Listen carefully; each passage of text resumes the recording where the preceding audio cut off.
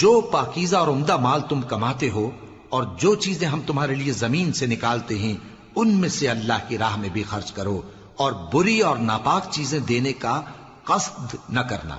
کہ اگر وہ چیزیں تمہیں دی جائیں تو بجز اس کے کہ لیتے وقت آنکھیں بند کر لو، ان کو کبھی نہ لو، اور جان رکھو کہ اللہ بے نیاز ہے، خوبیوں والا ہے۔ شیطان تمہیں تنگ دستی کا خوف دلاتا اور بے حیائی کے کام کرنے کو کہتا ہے، اور اللہ تم سے اپنی بخشش اور رحمت کا وعدہ کرتا ہے، اور اللہ کشائش والا ہے، سب کچھ جاننے والا ہے۔ وہ جس کو چاہتا ہے دانائی بخشتا ہے، اور جس کو دانائی ملی بے شک اس کو بڑی نعمت ملی۔ اور نصیحت تو وہی لوگ قبول کرتے ہیں جو عقل مند ہیں، اور تم اللہ کی راہ میں جس طرح کا خرچ کرو یا کوئی نذر مانو اللہ اس کو جانتا ہے،